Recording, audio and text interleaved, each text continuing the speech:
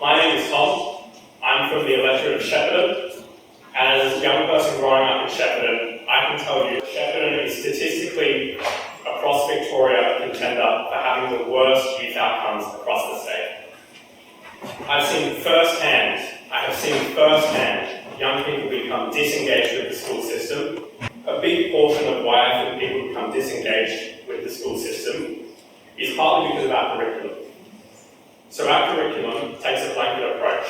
The careers curriculum is the same from Shepparton to Parkville, even though you may have very different economies and very different outcomes of young people, and very different requirements. Good point. School is not engaging, and this curriculum is a massive problem, and I've personally seen it firsthand make people leave school, even though it may be their safest place in their life. This bill is a repudiation against the maxim that education is too difficult and complicated to change. It so often stands in the way of progress, even though its destitution comes at the expense of Victorian youth. Now, President, you may call me Willy Wonka, because this bill presents an outcome and a solution for Victorian youth when it comes to this. This bill seeks to provide Victorian youth and the school system a different way of understanding careers education at school. This bill seeks to provide regional education, so education across different regions as a way of approaching it. So you may have situations whereas Parkville you may not need, say, for example, young people to be learning about how to get tax file numbers. You may be more focused on, say, your confidence or your public speaking skills. Whereas, say, in the city of Shepparton, you may need young people developing and learning just the basics. So it could be trying to figure out how to get this tax file number, how to get the raw basics of careers education. This bill seeks a focus. This bill seeks a focus on these soft skills. These soft skills are things that we have heard from employers are so critical, necessary, and are lacking at the moment across the state. Yeah. These soft skills include confidence, the ability to communicate with employers, the ability to communicate with MPs and representatives.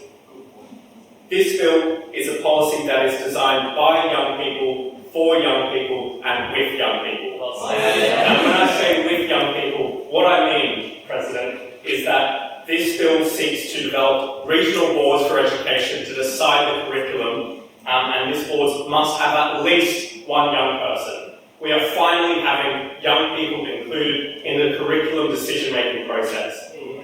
Furthermore, this policy and this decision is reinforced by its ability to communicate directly with communities, because on these boards that decide the curriculum, you have mostly majority members from the community, and there is no one better than that local community that knows best what their system, what their local community, what their organisations, their society needs for the future. Whether it could be Shepparton that has a large focus on healthcare and needs it across the state, Shepparton is best placed to decide what is best for careers education in Shepparton, and I would argue every region knows best for its own region. Yeah. Thank you, President. I'd just like to mention a quick content warning. I will be discussing youth homelessness, domestic violence, and drug and alcohol abuse. I stand here before you today as a survivor of youth homelessness and domestic violence. I was juggling this experience with the pressures of BCA studies from a public school in a small regional town with about 7,000 people, and that's known for a low socioeconomic status, drug and alcohol abuse, and a large percentage of the community on welfare. Fortunately, after 2 months, I was placed in out-of-home care, sharing an apartment complex with 39 other students who were facing the same traumas and adversity as myself. Through the development of soft skills, I was able to turn my life around and create the life for myself that I deserve, which is why I'm here today. And this brings me to clause 6.3e, soft skill facilitation to build skills such as confidence and communication. Soft skills are core skills and they're applicable to all professions, and it is important that this education is accessible to everyone. The likelihood of confidence, communication, and work ethic being nurtured within the household of a disadvantaged background with intergenerational trauma is very, very low. This isn't good enough. Everyone deserves a chance. No one has to start life behind the 8 ball, so why are we allowing this to happen? It is now our school's responsibility to nurture and develop these schools so that our youth are leaving school work ready. In the youth-led research, How Work Works, that was facilitated by Jeanette Pope and the Vic Lens, several employees touched on soft skills with comments like, conversational skills are so important. If you make eye contact and you can hold a whole conversation with strangers, we will give you a go.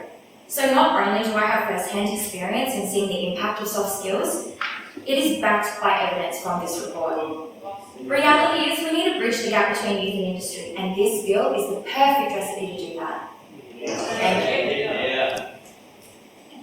Thank you.